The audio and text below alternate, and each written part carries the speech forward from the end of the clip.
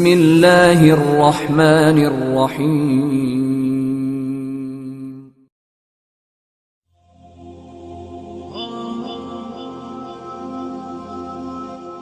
حضرت علی رضی اللہ تعالیٰ عنہ نے ایک مرتبہ فرمایا کہ میرے علم کے مطابق ہر ایک نے چھپ کر ہجرت کی، صرف عمر بن خطاب رضی اللہ تعالیٰ عنہ ایسے ہیں کہ جنہوں نے علی الاعلان ہجرت کی۔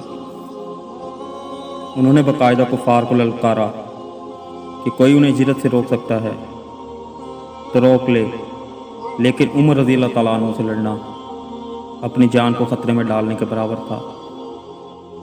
کفار ان سے خوف کھاتے تھے اور انہیں اللہ پاک کا خوف رہتا تھا۔ کثرت سے رونے کی وجہ سے چہرے پہ دو سیاہ لکیریں سی بن گئی تھی۔ حضرت ابو بکر صدیق رضی اللہ تعالیٰ عنہ کی وفات کے بعد آپ رضی اللہ تعالیٰ عنہ ہی مسلمانوں کے خلیفہ بنے۔ حضرت ابو امامہ سہل بن حنیف رضی اللہ تعالیٰ عنہ فرماتے ہیں کہ ایک زمانے تک حضرت عمر رضی اللہ تعالیٰ عنہ نے بیت المال سے کچھ نہ لیا۔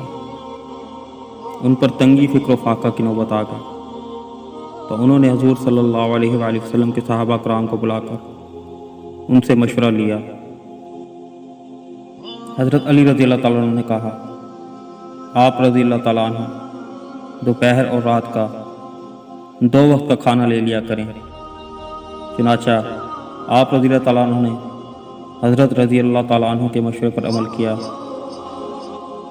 زمانے خلافت میں ایسا اونی جبہ پہنتے تھے جس میں چمڑے کی پیوند لگے ہوتے۔ گرمیوں میں ایک جوڑا پہنتے تھے۔ حضرت انس رضی اللہ تعالیٰ عنہ فرماتے ہیں کہ میں نے ایک مرتبہ زمانے خلافت میں حضرت عمر رضی اللہ تعالیٰ عنہ کو دیکھا۔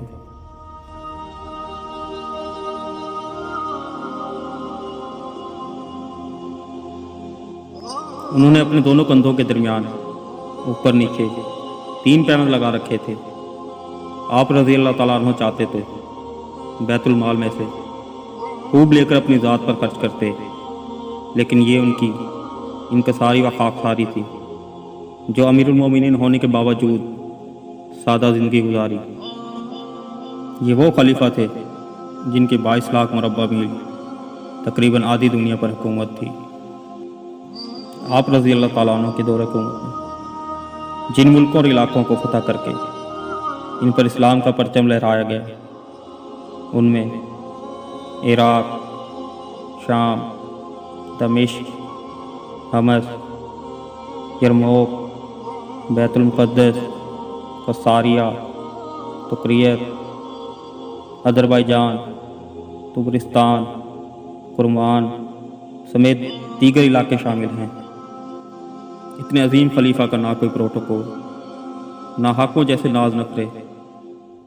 ان کا کہنا تھا کہ اگر میری خلافت میں ایک کتا بھی پیاسا مر جائے تو اس کے بارے میں مجھ سے پوچھ گچھ ہوگی۔ اپنی رعایا کا خیال رکھنے کا اس حد تک اہتمام فرماتے کہ راتوں کو بھیس بدل کر گشت کرتے تاکہ لوگوں کی پریشانیوں کا علم ہو سکے۔ آقا صلی اللہ علیہ وآلہ وسلم نے فرمایا میرے بعد اگر کوئی نبی ہوتا تو وہ عمر ہوتے۔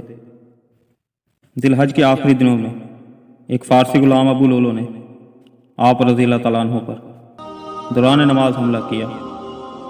چند دن زخمی رہ کر انہوں نے جس ہجری کیلنڈر کا آغاز کیا اسی کی 1 تاریخ کو ہی شہید ہو کر حضور صلی اللہ علیہ وآلہ وسلم کے لحد مبارک کے برابر میں دفن ہوئے۔